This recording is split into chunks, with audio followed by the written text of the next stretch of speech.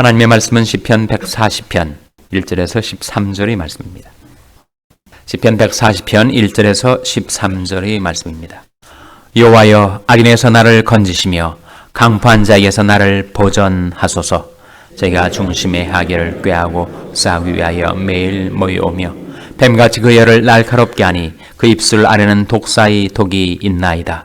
여호와여, 나를 지키사 악인의 손에 빠지지 않게 하시며 나를 보전하사 강포한 자에게서 벗어나게 하소서. 저는 나의 걸음을 밀치려 하나이다. 교만한 자가 나를 해하려고 올무와 줄을 놓으며 길 곁에 그물을 치며 함정을 두었나이다. 내가 여호와께 말하기를 주는 나의 하나님이시니 여호와여, 나의 간구하는 소리에 귀를 기울이소서 했나이다. 내 구원의 능력이신 주 여호와여, 전쟁의 날에 주께서 내 머리를 가리우셨나이다. 여호와여, 악인이 소원을 허락지 마시며 그 악한 꾀를 이루지 못하게 하소서. 저희가 자고할까 하나이다. 나를 애우는 자가 그 머리를 들 때 저희 입술이 해가 저희를 덮게 하소서. 뜨거운 숯불이 저에게 떨어지게 하시며 불간대와 깊은 웅덩이에 저희로 빠져 다시 일어나지 못하게 하소서. 악담하는 자는 세상에서 굳게 서지 못하며 강포한 자에게는 재앙이 따라서 패망케 하리이다. 내가 알거니와 여호와는 고난 당하는 자를 신원하시며 궁핍한 자에게 공의를 베푸시리이다. 다 같이 읽으시겠습니다. 진실로 의인이 주 이름에 감사하며 정직한 자가 주의 앞에 거하리이다. 아멘. 할렐루야. 서로에게 평강의 복을 기원하는 마음으로 샬롬 인사 나누시기 바랍니다. 샬롬. 시편 140편은 누구의 시라고 알려져 있습니까? 1절 앞에 보시면 다윗의 시, 그리고 영장으로 한 노래. 영장의 의미는 뭐라고요? 성가대장, 음악감독. 다윗이 자신이 경험해서 우러나온 이 시를 작시하여 자기 성가대장에게, 음악감독에게 여기 한번 곡을 붙여 주시오. 그래서 다윗이 작시를 하고 영장이 작곡을 한 찬송시라고 이해하시면 되겠습니다. 이 말씀에 보시면 다윗이 자기를 해하려고 한 악한 자를 향하여 하나님 앞에 기도로 자신을 방어하고 있습니다. 우리가 살다 보면 인간관계에 어려움을 당하게 될 때가 있는데, 어떤 때는 내가 가해자일 때가 있고 또 어떤 때는 내가 피해자일 때가 있습니다. 사람 보통 자기가 가해자라고 생각을 합니까? 피해자라고 생각을 합니까? 되게 피해자라고 생각을 하죠. 왜 피해자라고 생각을 하죠? 피해자라고 생각을 해야 내가 할 말이 있는 거죠. 저 인간이 잘못한 거고 나는 억울하게 당한 거니까. 그래서 늘 사람들은 이 피해 의식을 갖기 쉽습니다. 물론 가해자가 악을 행하고 남에게 해를 끼쳤으니 그가 회개를 해야 되겠죠. 가해자가. 그런데 자신을 자꾸 피해 의식 속에 떨어뜨리는 것도 문제겠죠. 피해 의식을 가지면 회개하지 않습니다. 원망하게 되죠. 자신을 정당화하게 됩니다. 자신은 항상 옳고 저 인간이 그렇게 가해를 해가지고 내가 억울한 일을 당했다라고 생각하게 되니까요. 피해자의 문제는 자꾸 자기 연민에 빠지는 겁니다. 셀프 피리에 빠지는 거예요. 자기 연민에 빠지면 그 늪에 빠져서 헤어나오질 못해요. 회개하지 않습니다. 기도하지 않습니다. 낭망하게 됩니다. 우울하게 되는 거죠. 디프레션에 빠져 들게 만드는 것입니다. 그래서 과도한 피해 의식은 경계해야 할 바입니다.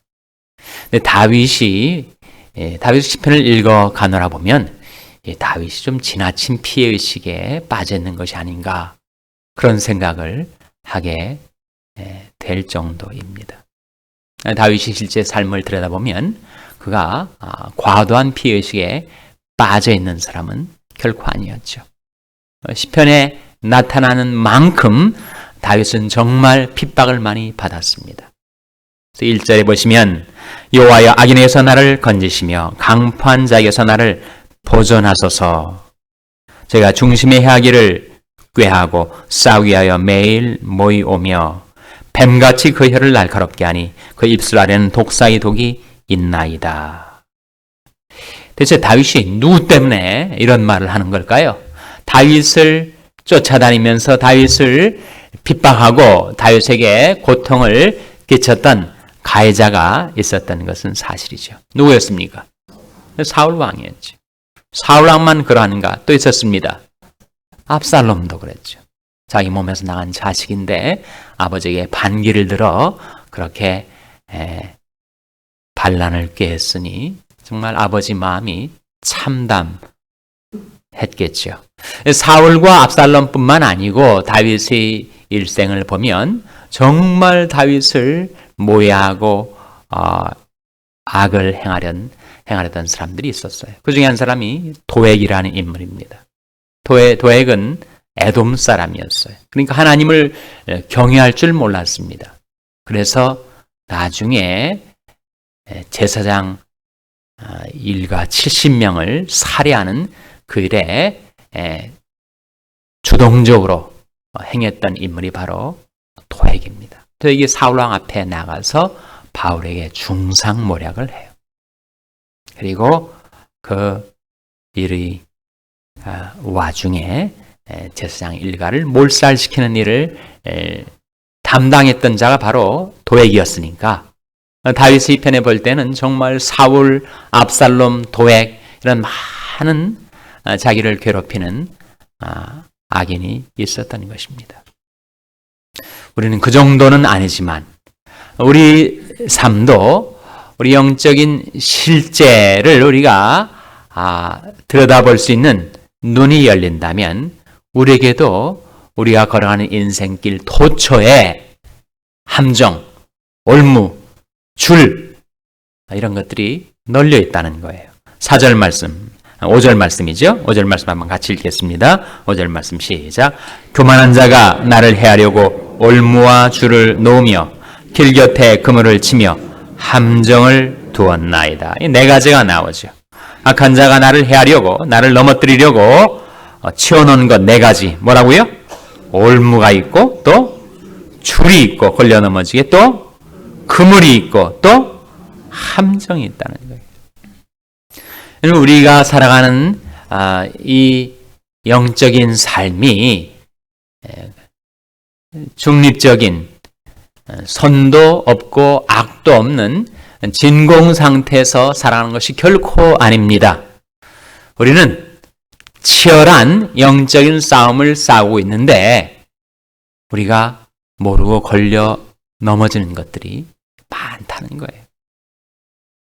마치 어둠 속을 걷고 있는데 거기에 함정이 있고 줄이 있고 그물이 있고 그리고 올무가 있다면 그 사람은 계속 넘어지면서 살아가지 않겠습니까?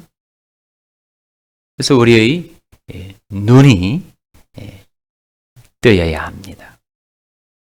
우리 영안이 밝아져야 돼요.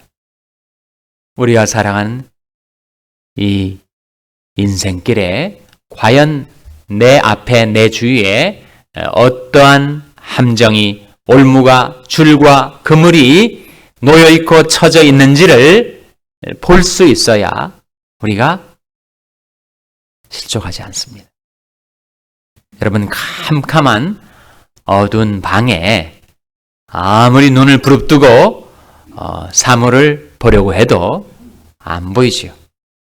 그러나 문틈이 조금 열려서 빛이 쏟아져 들어오면 거기에 무엇이 있는지 어떤 물건이 놓여 있는지 알아서 거기 부딪히지 않을 수가 있습니다.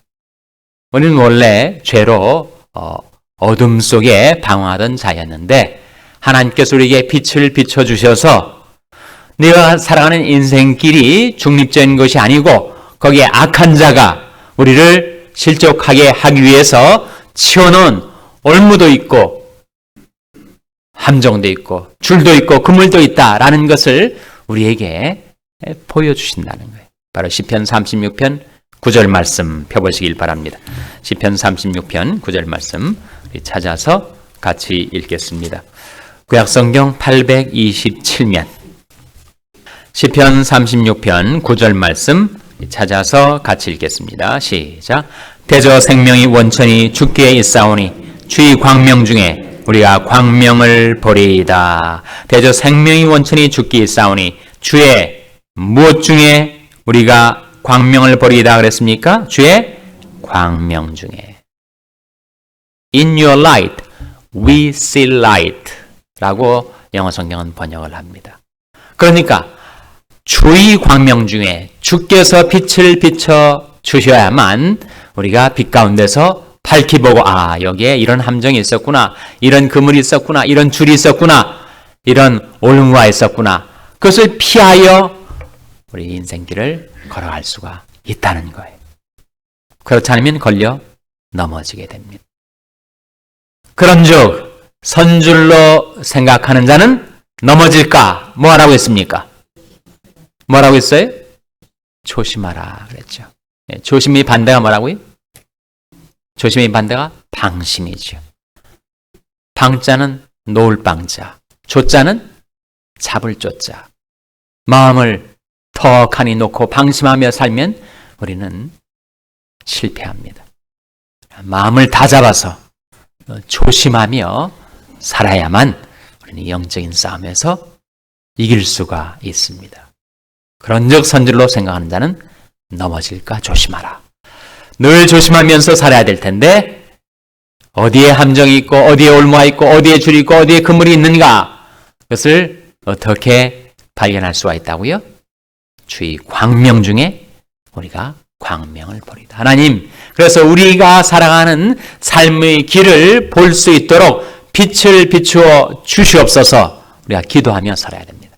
주의 말씀은 내 발의 등이요 내 길에 빛이니이다. 말씀이 빛을 따라 우리가 살아가야 하고, 하나님, 제가 상대할 수 없는 저보다 훨씬 더 강하고 지혜도 많은 원수대적 마귀와의 싸움에서 나 홀로 이 싸움을 싸우도록 하나님 버려두지 마시고 저를 긍휼히 여기셔서 저를 도와주시고 건져주시옵소서. 그 기도 외에는 우리가 영적인 싸움에서 승리할 수가 없습니다. 6절 말씀, 그래서 같이 읽겠습니다. 6절 말씀 시작. 내가 여호와께 말하기를 주는 나의 하나님이시니 여호와여 나의 간구하는 소리에 귀를 기울이소서 하였나이다. 우리가 살아가는 이 천성을 향하여 걸어가는 이 삶은 기도로 아니하고서는 결코 승리하며 살 수가 없습니다. 말씀이 빛을 따라, 그리고 하나님의 도우심을 따라 기도하며 살아가도록 우리는 운명 지어진 것입니다. 만일 우리가 그렇게 말씀이 빛을 따라서 우리 앞에 치어진 올무와 줄과 그물과 함정을 잘 피해서 조심하며 살고, 그리고 내가 감당 못할 어려운 과제, 도전이 내 앞에 다가왔을 때는 하나님 앞에 기도하여 하나님께서 나를 어떻게 도와주시고 건져주시고 인도해 주는가를 체험하며 살게 되면 우리 어떻게 살 수 있는가? 마지막 두 구절 말씀 12절 13절 말씀 같이 읽겠습니다. 시작. 내 갈거니와 여호와는 고난 당하는 자를 신원하시며 궁핍한 자에게 공의를 베푸시리이다. 진실로 의인이 주 이름에 감사하며 정직한 자가 주의 앞에 거하리이다. 그러한 삶을 우리가 살 수 있게 된다는 거예요. 하나님께서는 고난 당하는 자를 신원하시고, 신원이 뭐죠? 원을 풀어주신다. 억울한 것을 다 펴주신다는 거죠. 궁핍한 자에게는 공의를 베풀어 주시고, 그래서 진실로 의인이 주 이름에 감사하며 정직한 자가 주의 앞에 거하리이다. 감사하며 기뻐하며 늘 하나님의 임재 앞에 살아가며 주님을 모시고 행하는 저와 여러분의 삶이 될 수 있기를 주님의 이름으로 축원합니다.